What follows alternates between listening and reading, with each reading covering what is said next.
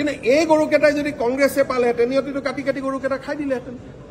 তো কংগ্ৰেছ দলে যদি গৰুক ইমানে ভাল পায় তেতিয়াহ'লে মোৰ লগত তেওঁলোকে একে সুৰে কওক যে অহাবাৰ ঈদত গৰুৰ কুৰবানী হ'ব। কংগ্ৰেছৰ আধা মানুহেতো গৰুক কুৰবানী দিয়ে।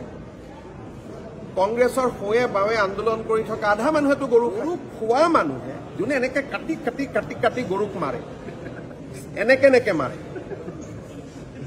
তাক হালাল কৰা বুলি কয়, হয়নে?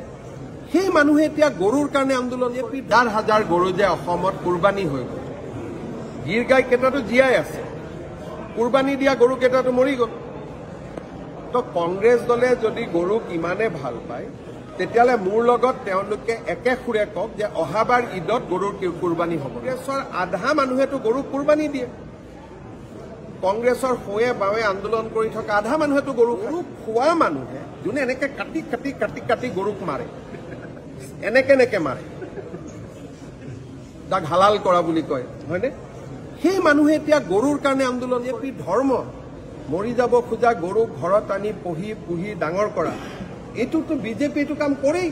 এইটোতো মই গৌৰৱেৰে কওঁ, যিকেইজনে এইটো কাম কৰিলে তেওঁলোকক মই ধন্যবাদ দিছোঁ যে মৃত্যু হোৱা গৰুকেইটা ঘৰত আনি দানা খুৱাই পেলাই আপোনালোকে প্ৰতিপালন কৰিলে। কিন্তু এই গৰুকেইটাই যদি কংগ্ৰেছে পালেহেঁতেন ইহঁতিতো কাটি কাটি গৰুকেইটা খাই দিলেহেঁতেন।